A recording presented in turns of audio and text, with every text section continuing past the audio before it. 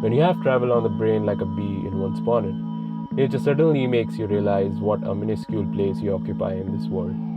The frenzy of freedom, the furor over the thrill, the satisfaction of being away from the chaos of life, and the euphoria of being who you want to be, this potpourri of emotions is what builds you and makes you happy.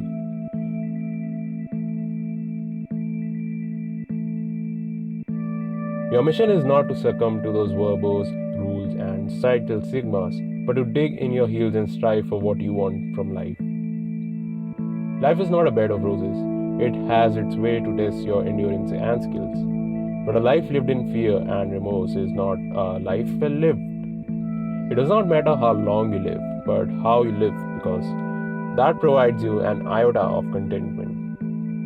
Travel bug is one of the latest examples of neologism.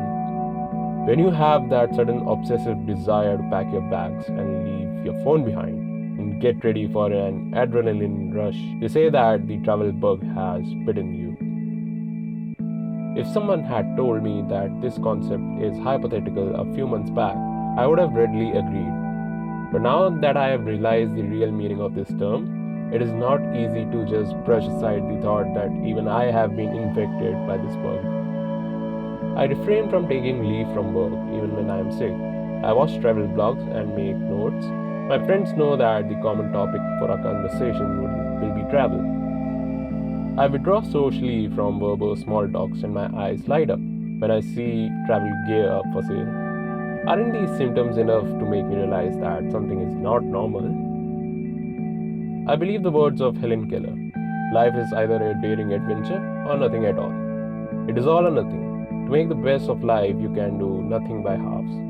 Rather than empowering yourself within the four walls made of mortar and cement, step out and breathe. Let nature pervade your body and loosen every cell.